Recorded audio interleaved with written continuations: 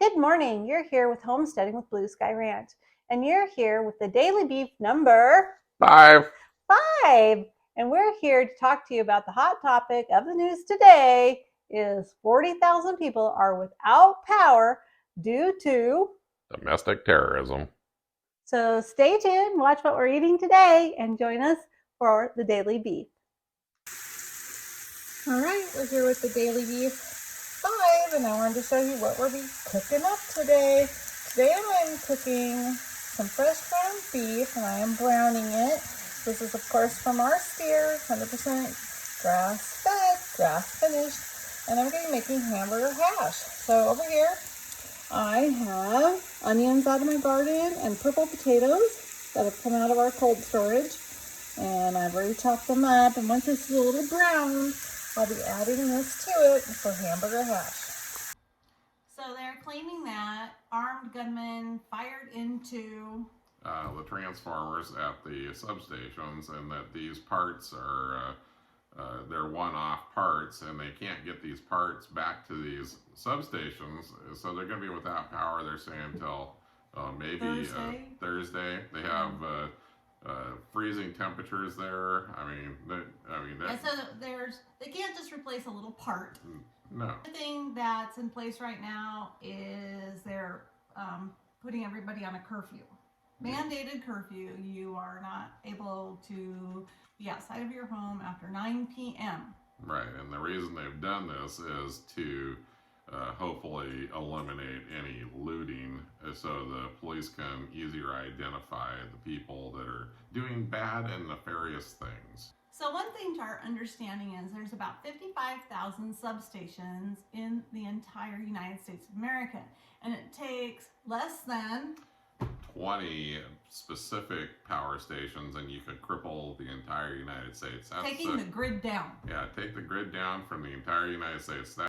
So anyway, we're hoping this is an isolated situation, that it's not something where it's organized, that they're going to be going after other substations. We think this is just an isolated situation of domestic violence, terrorism, and we pray that these people do get their power restored as soon as possible, because they're in sub-freezing temperatures. You have a lot of people who are not prepared. You have a lot of people who live on the grid solely, and most people do. Yeah, most people do, and they're not prepared. They're sitting there, and they've opened some shelters right now, but they're small shelters, housing maybe 250 people, and there's thousands without power. 40,000 without power. I mean, I looked at the numbers. It looks like there's way more than 40,000, but that's just what the news is touting, 40,000 people. But heck, that's a lot of people to be without power for days on end. So if you guys have been without power for days on end, you know what we're talking about. So we want to talk to you about that. In our experience is that we come from a region, we don't live there now, but we had lived there for 12 plus years. We had our home, we had a business there that was an essential business. And in many summers, this never happened in the winter. I guess we're thankful for that. But we were struck by fires, and there was different situations for these fires too. We had fires intentionally set. We had fires created by campfires not being fully extinguished, and we had Mother Nature, which was lightning, which took down major transformers. Yeah, or wind. Wind driving a lot of it, that pushed those fires. So over, I think it was. Well, we had a microburst hit our area once, and it took our power out for 2 weeks, and that was trees. It just put trees through our home. Yeah, uprooted our trees and put trees through our home. And this was caused by the fires. It was its own weather system created by the fires, by the heat. And anyway, we lived through this whole darn thing. So anyway, what we want to talk to you is about what happens when the power goes out. I mean, what happens? So some of the things that are huge is, of course, you have no power. I mean, basically you have no power. You now have no source of heat or air conditioning. In our situation, it was in the summer and it was so smoky you couldn't have your windows open, couldn't breathe. Yeah, no refrigeration. No refrigeration. No, you got your refrigerators are down, your freezers are down.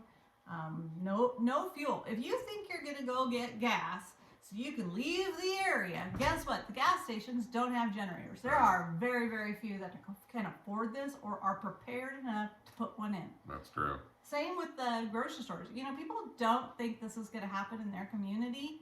You know, so the grocery stores, I mean, they need huge generators. I mean, we're talking massive. Yes. And then they need the fuel to run the generators.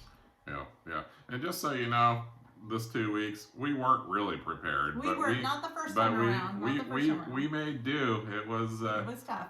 It was tough. We had a trailer and a camp trailer which was set up. So yeah, and we had propane in there, so we were able showers, to cook. Yeah, and it had water in it. Yeah. So we were basically camping. So if you have that as your resource, your backup, bug out, yeah, that's a perfect situation. So the next thing that really hurts towns and people is no money.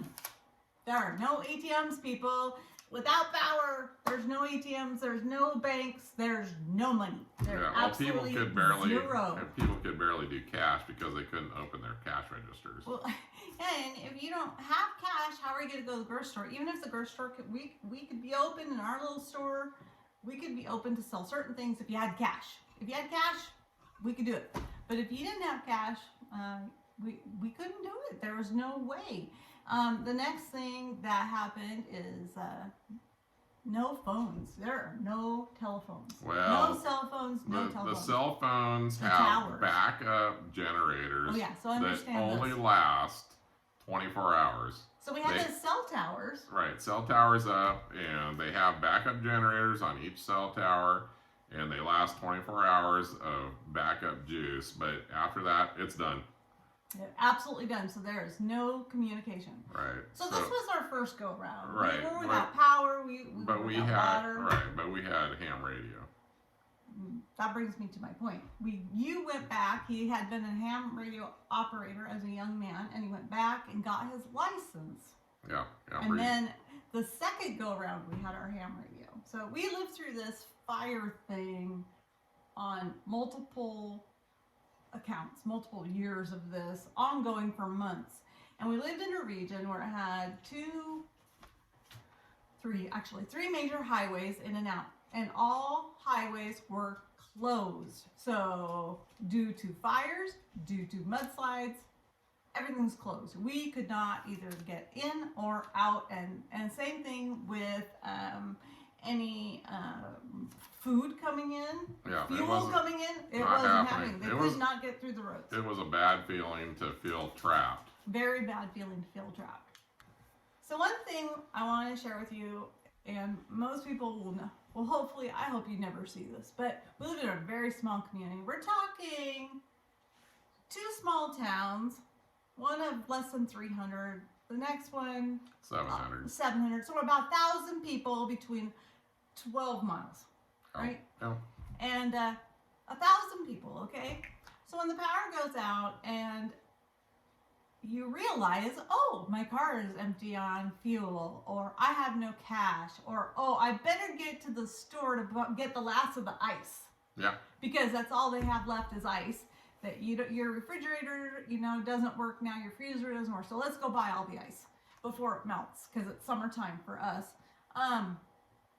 The craziness and the frenzy that you saw amongst your neighbors, you may not know them, but we're talking 1,000 people. Well, this is a small community. A lot of them were tourists. The tourists were the worst. The tourists were the worst. But yes. People were just crazy. They were crazy. I mean, they would run you over. I mean, we're talking absolutely nuts trying to get fuel. I think fuel was the biggest thing. Yeah, how can we get the heck out of here? Yeah, no regard or patience for your fellow man. That was. So be prepared for this. You can't teach it, and some people have it. And most people don't. So be prepared for this. If you are thinking that you can just go and get gas and a few groceries, if the power goes out in your community, you can't. You can't. I mean, it's literally a SHIT show. Yes. Yeah.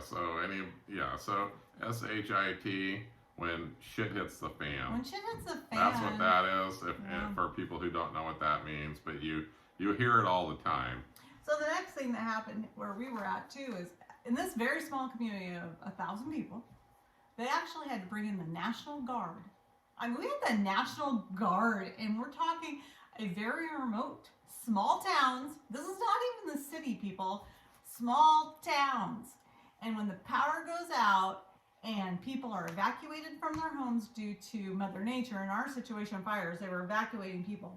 Guess who stays home? The looters, the criminals. I mean, we watched it, we saw it, and it was happening. We're not saying that people who stay home are looters or criminals. No. We're just saying that there's a subset of people who They're not leaving. They have nothing to lose. They wait for the situation and they take advantage of the situation. And it was scary. I have to say that was a scary feeling that if you got evacuated from your home because you didn't want to burn up, and we did.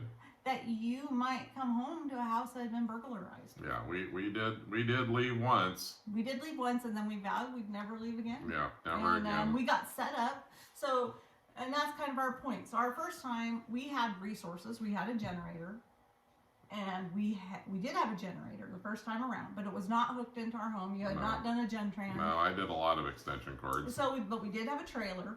And we were smart. Come on, we've been campers our whole life. We're pioneers. We had a wood insert even back then. We heated by wood solely, but we didn't need wood. No. We had a barbecue. You know, we had extra propane. We had gallons and gallons of fuel. It all worked. For our generator. So we were fine. We lived off chips and sandwiches. All the good stuff. And we were fine. Okay, beer. And again, I'm saying it was in the summertime. We were not cold. Beer. And we were a little stressed out, so we were drinking a few beers. So the next time, this really prompted us to get prepared. We were ultimately prepared when this hit us again, which was literally the next year. Yes. And the next year it was even worse. The next year we did get hit by the trees that came through our house. But at that point, he had wired a generator Gentran switch into our home so he could run our well pump. It's not a Gentran. It was a circuit panel interlock switch, so you can run your entire home within reason with a large generator. The Gentran switch is very specific to usually only 6 circuits, so you have to decide what you want to run. But you could choose and pick which ones. I recommend a whole home interlock switch, and someday I may show you guys mine. And so we were able to run our fridge, our freezer, major things. Lights, TV. Yeah. At this point, he had re-upped his ham radio license, and again, the cell towers went down. Yeah, but they were down. The big part of the ham radio thing was communication. So there was, in our small community, there is actually a network of, I don't know, a dozen of you that kind of bonded. Yeah, we'd have a ham meeting every morning at 7 o'clock, check-in. It was a check-in. To see if there was anything worth talking about. And there was fire lookout. So you would say, okay, that mountain clear, this place clear, or I see smoke. Yeah. And this was done at 7 a.m., I think 1 p.m., and then again at 7 p.m. And it was really a peace of mind for us because you would know what was happening with the fires. If you couldn't see them, you got this report from others who could see other locations. Yeah. This is a whole other topic about communication preparedness in your community. If you're in a small community where everyone's spread out, you can get small radios, GMRS radios. They have a family license where you buy one license, you can buy as many radios as you want, and your whole family can talk on these radios. They're good for usually up to 1 mile, depending on how much obstruction you have in your way. Over a farm field that's flat, you can probably get 3-4 miles on these puppies, but they're cheap and they work. And they talk about that on the other one. We will, and usually they have the weather channel built in. But one thing I wanted to bring up too is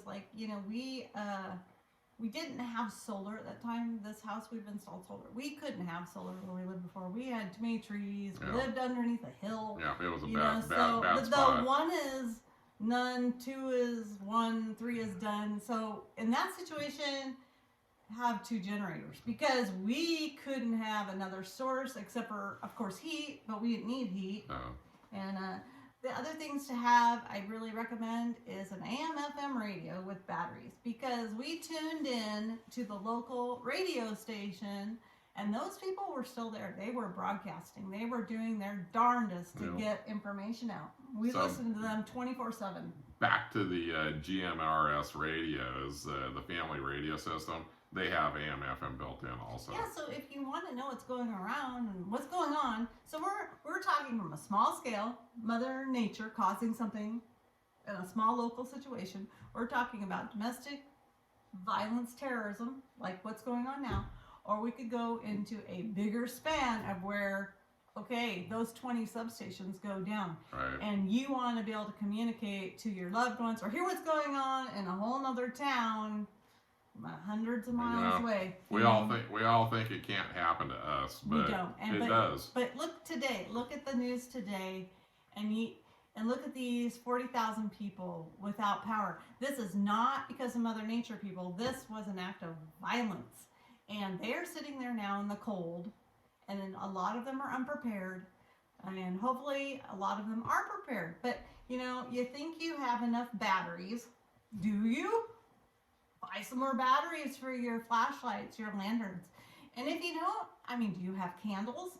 People warn you against not having candles, but I'm sorry if there's no darn light on and it's dark at 4:30 at night, you need something. You need something. Well, with today's LED flashlights and lanterns, boy, they last a long time. They do, but have the batteries. Yes, they are a godsend, though. And if you don't have that, have something solar. If you had those darn little solar lights out in your landscape, bring one in at night. I don't know. Sure. Well, everyone's buying these so-called solar generators now. Right. They're just a glorified battery that can be charged usually with, if you have solar panels, you can charge them, but most people will charge this solar generator from the grid power. Right. But those are cool. But make sure you charge it up. Yeah, have it we can charged all up. forget. We can forget we have these solar flashlights. You got to charge everything up. Yeah, it's like your battery chargers, and you got to make sure that every few months you got to charge them up. And another thing, make sure you have some fuel on hand, and that you put fuel stabilizer in it in the wintertime. And that you store it safely. And don't think you can siphon your car, people. No, this you is cannot. not possible in today's vehicles. Yes. We know. Yes, you We cannot. know You can't cannot do stick this. a hose down a new vehicle's Like inlet. we used to, like an old truck or something. Like Can't do it. we come from the old school where you're driving a 1960s, 1970 car. Yeah, you get away with this, but Yes. not anymore. You cannot. So you think, because you watch too many movies and TVs Yes. and shows and seen this done, it is not going to happen. Yeah, it's like pulling the wire out from underneath the steering wheel and just jumping a couple wires. It's always easy, And they isn't got the it? car started. That's not happening in today's vehicles. No. So, just be aware that if this happens in your community, craziness is gonna happen. Yes, you need to watch out for and everybody you else. need to learn to be able to shelter in place. I can't emphasize that enough. That you shouldn't have to go out of your home to go buy groceries. You should have at least 2 weeks worth of food. I don't care what it is, whether there's rice, beans, cans of soup. You can live Spam. on spam. You can live on less because we are all gluttons. That's the American way. You can live on less, and you don't have to be a prepper to be prepared. No, Okay? that's true. You can have 2 weeks of food in your cupboards, and if you have a barbecue with a little burner off to the side, and you've got propane, look, you can take your fry pan out there and you can cook food. Yeah, that brings us to the next thing that you have to have, and you have to have water. You do have to have you water. have to have good potable water, and you have to have enough of it for your your cooking and drinking needs. So, Everything else is secondary, but you got to have. Get your 5-gallon jugs. Yeah, buy you gotta those have big, water. huge, whatever those blue ones are. Yeah. Get One them thing we filled still up. need to get is they make a 50-gallon for your bathtub. Yes, a bladder. Yeah, a bladder. They're super cheap. And you can fill that up. From our favorite Prime store. You know who that is? Anyway. Yeah, so there's bladders you can, but even if you don't have a bladder, okay, for your tub, we used to always just fill up our tub because you can dip into your tub. Not to drink though, but you but can for your boil toilet, it. or for your toilet. Yes. You can fill the back of your toilet so you can flush it. Okay? But we digress. Anyway, we digress. But anyway, try to be ready for 2 weeks. And there's lots of lists out there you can look up on the internet of preparedness. After 2 weeks, we're sorry. After 2 weeks, you better have a good neighbor and friend, and that is important. There's so many times we don't know our neighbors and friends, or neighbors. We don't know them. We don't have friends nearby. We don't have family, and there's a lot of older people out there that need help. That you need to check on them. If you have neighbors next door, give a check on them. This is when a community can really bond. That really can, or it can be torn apart. So we're just here to tell you guys that from personal experience that it's scary.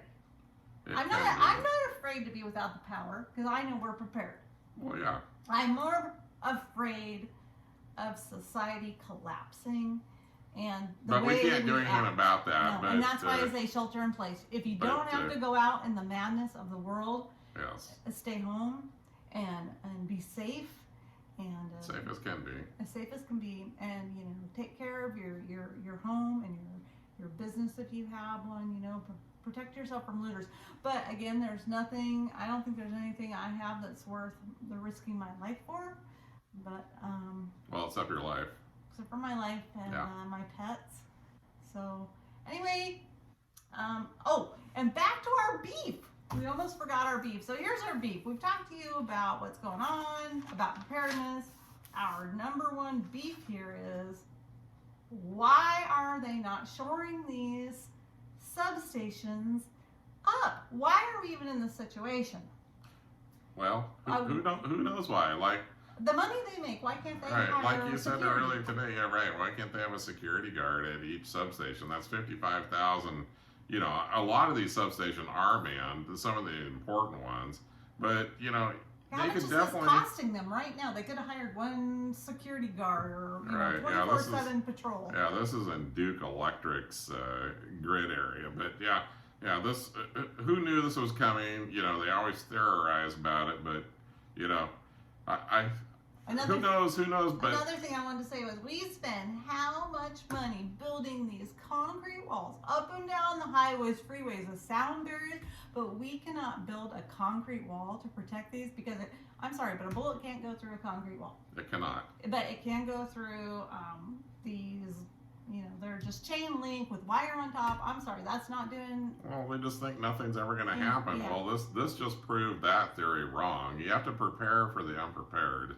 But anyway, that's my beef. That's my beef. I read it, saw it. I'm like, okay, here. Why can't we just throw a little bit of dollars at this to make them secure? So now we're going to spend all this money on people going in there to fix it. You've really got a lot to beef about, don't you? And all the prepare for the unknown. All the people that are going to be losing all their food and their freezers. That happens quickly. And it happens really quickly. And the businesses that are shut down because they don't have generator. I mean, this hurts deep into people's pocketbooks, people, because if you have a business, you don't have the insurance. Most people don't have the insurance to cover these days without income and their losses. So we have personal losses, we have small business losses, we have big business losses.